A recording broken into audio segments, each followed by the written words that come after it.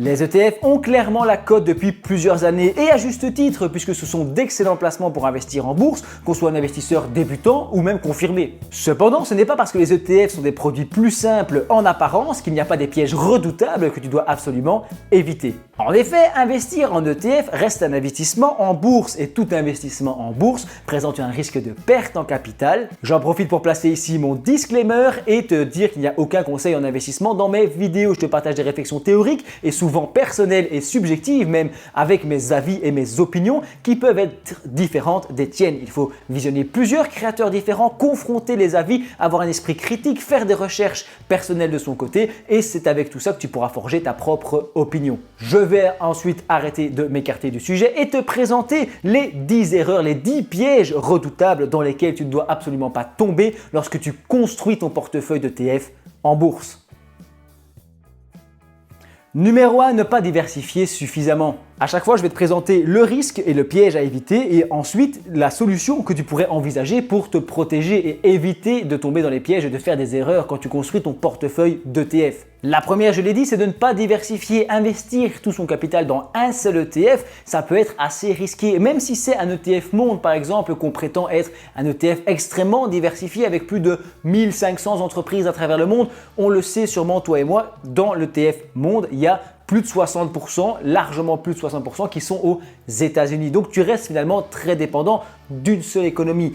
Certains vont prendre des ETF thématiques et très concentrés avec seulement quelques entreprises dans des secteurs fermés. Par exemple, un ETF sur l'intelligence artificielle, un ETF sur l'écologie et un ETF sur l'eau par exemple. Avec ces trois placements, tu n'es quand même finalement pas si diversifié que ça et donc c'est très risqué. Un seul ETF, surtout quand ils sont un petit peu concentrés comme ça, c'est dangereux. Il vaut donc mieux dans un premier temps se concentrer sur des ETF de base, les ETF qu'on appelle les ETF fondations puisque c'est eux qui constituent la base de ton portefeuille, les fondations de ta stratégie d'investissement, ETF Monde, ETF SP500, ETF Pays Émergents, ETF Europe, pourquoi pas, des placements assez classiques qui normalement ont performé et vont performer sur le long terme. Et ensuite, pourquoi pas, si tu as envie, te concentrer sur des placements un petit peu plus différents, un peu plus touchy, mais ne pas en tout cas mettre la charrue avant les bœufs et faire les choses dans le mauvais sens. Il faut diversifier au niveau des zones géographiques, États-Unis, Asie, Europe, marché émergent, etc. Mais aussi diversifier au niveau des secteurs, d'accord, technologie, il ne faut pas tout mettre dessus, il y a aussi l'automobile, la santé, il y a le textile, il y a le luxe, il y a les métaux précieux, etc., etc. Il y a plein de secteurs différents et aussi des classes d'actifs différentes. Des actions, des obligations, des ETF obligataires, de l'immobilier, ETF immobilier, ça existe aussi. Pourquoi pas un ETF or, un ETC, on appelle ça, qui achète de l'or, investir sur les matériaux et les métaux précieux, l'or, l'argent. Tout ça permet de diversifier au maximum sa stratégie.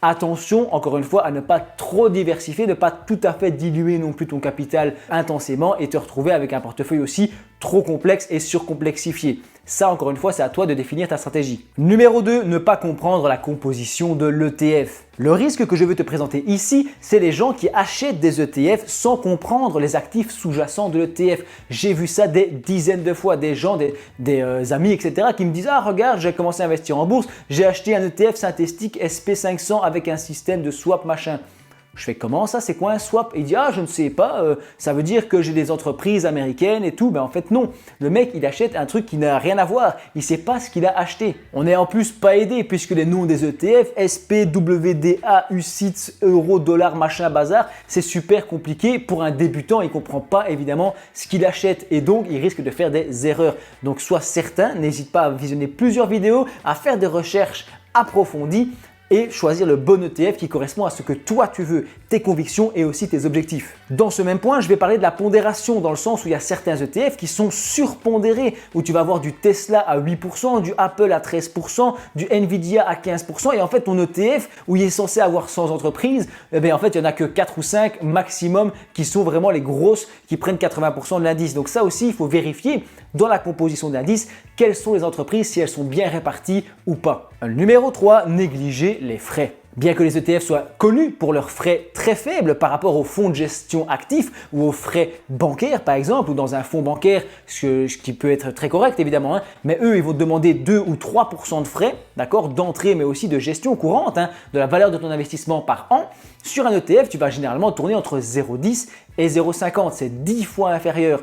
Cependant, entre ces 0,10 et 0,50, il y a parfois des ETF qui prennent presque 1% de frais ou qui prennent 0,5, 0,6, 0,60 de frais. Donc, tu peux avoir pour le même rendu, ça dépend en fait de tes convictions encore une fois et de ta stratégie, mais il faut faire quelques recherches. Tu peux avoir pour un même placement, pour un même objectif, plusieurs ETF dont certains ont des frais beaucoup plus faibles. Et l'impact de ces frais mis bout à bout sur l'investissement à long terme, sur 10, 15, 20 ans, ça peut faire des milliers d'euros de différence sur ton placement final. Ces frais, ils sont rassemblés sous le signe TER, Total Expense Ratio, qui est assez visible en tout cas dans mes vidéos, je le présente toujours, mais tu vas aussi le trouver facilement sur Internet. Pour les amis belges qui suivent cette vidéo, il y a aussi la TOB, attention à ça, taxe sur les opérations de bourse, et cette taxe est plus ou moins élevée en fonction de l'ETF. Certains ETF sont à 0,12, à 0,20, à 0,35 même, et donc pour chaque transaction, tu vas payer plus cher tes frais et ta taxe boursière en fonction des ETF choisis. Donc ça aussi, il faut y réfléchir. Numéro 4, investir sans une stratégie claire.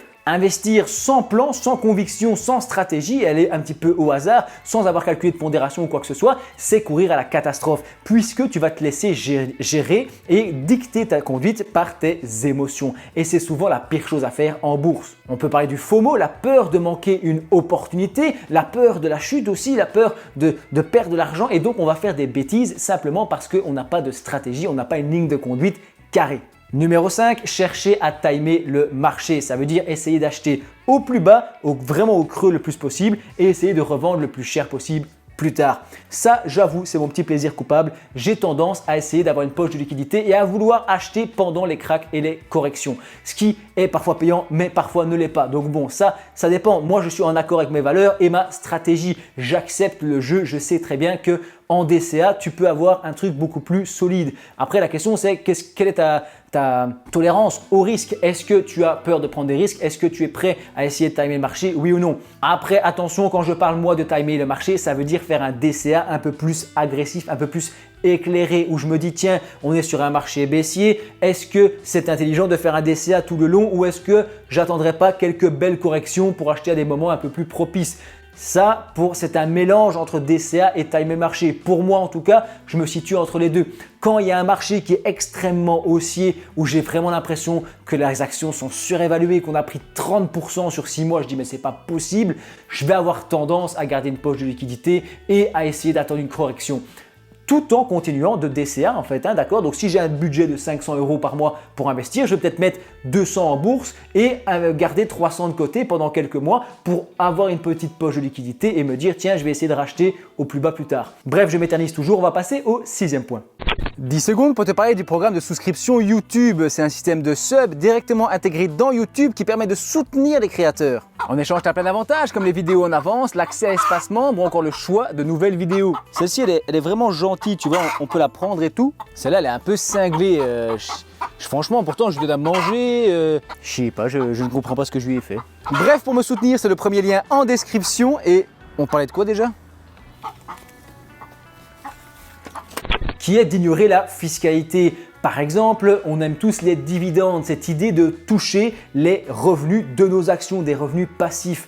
Le problème de ces fameux revenus passifs, eh bien, c'est qu'ils sont taxés par le précompte mobilier à 30%, en tout cas en Belgique, de là où je fais cette vidéo.